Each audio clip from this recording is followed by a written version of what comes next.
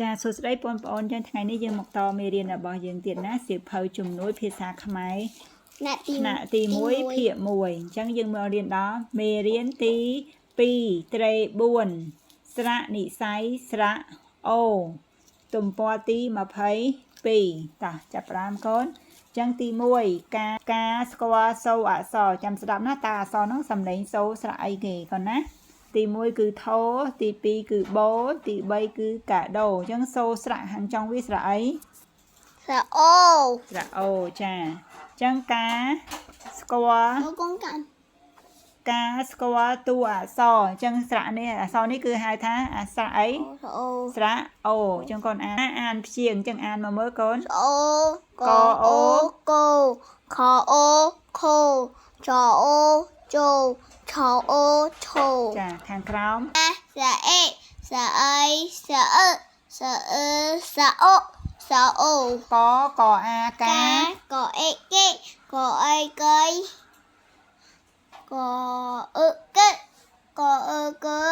កអូកអូកកអូកូចាអញ្ចឹងយើងតទៅក្នុងទំព័រទី23ការភ្ជាប់អក្សរនិងរូបភាពអញ្ចឹងទី1តើស្រៈមួយណាដែលជាមួយនឹងរូបភាពអក្សរបូនេះស្រៈអីស្រៈអូចុះថោស្រៈអូដូចគ្នាចុះរូបត្រីនេះស្រៈអី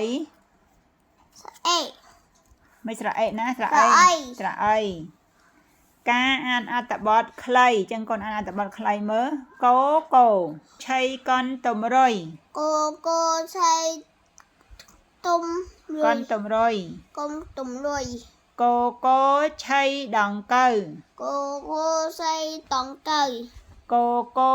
ឆៃខ្មុំកោឆៃខ្មុំកោឆៃកណ្ដូប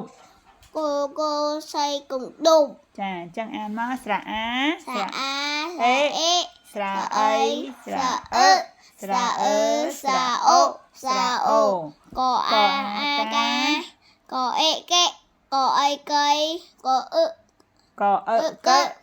អឺកឺកអូកូកអូកូ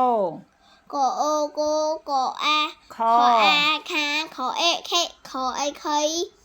ខអឺខខអឺខខអូខខអូខចអាចាចអេចេចអីចៃចអឺជចអឺជចអូជចអូជ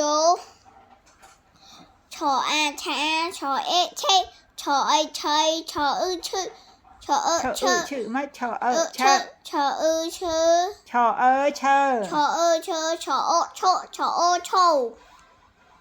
ចាអញ្ចឹងមេរៀនរបស់យើងគឺចាប់តាមប៉ុណ្្នេះណាសូមអរគុណ